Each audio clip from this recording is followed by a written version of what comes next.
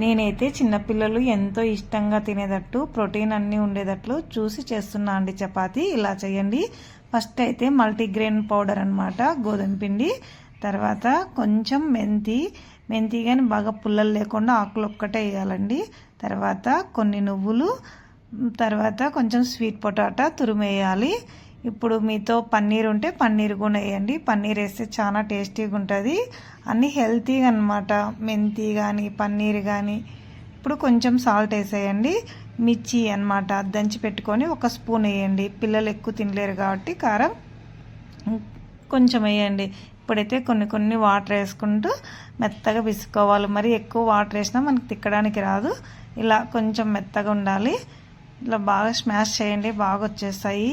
దీంట్లో నువ్వులు వేయడం వల్ల చాలా టేస్టీగా ఉంటుందండి. ఇప్పుడైతే కొంచెం నూనె వేసేసి 1 స్పూను అలా తిక్కేసి నీట్గా ఒక 10 మినిట్స్ అలానే పెట్టేసేయండి.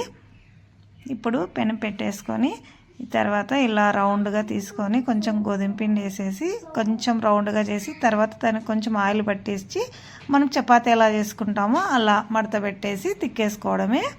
నిజంగా చాలా టేస్టీగా ఉందండి. లాస్ట్లో మీరు ఫైనల్గా చూడండి, ఫుల్ వీడియో మీకే అర్థమవుతుంది. ఇలా కాల్ చేసుకోవడం అంతే. కొంచెం ఆయిల్ తక్కువ వేసుకొని కాల్ చేసుకోండి, అయిపోతుంది. దీంట్లోకి నేను కాంబినేషన్ పన్నీర్ కర్రీ చేశాను. పన్నీరు బఠానీలు అనమాట. మేము ఇక్కడ చలి ఎక్కువ ఉంటుంది ఢిల్లీలో. ఈ మంత్ నుంచే స్టార్ట్ అనమాట, అందుకే రోటీలు ఎక్కువ ప్రిఫర్ చేస్తాను. చూడండి చపాతీ పన్నీర్ కర్రీ అంతే. నేను చపాతీలు ఎక్కువ చేస్తాను డిఫరెంట్గా. మీకు నచ్చితే లైక్ చేసి సబ్స్క్రైబ్ చేయండి.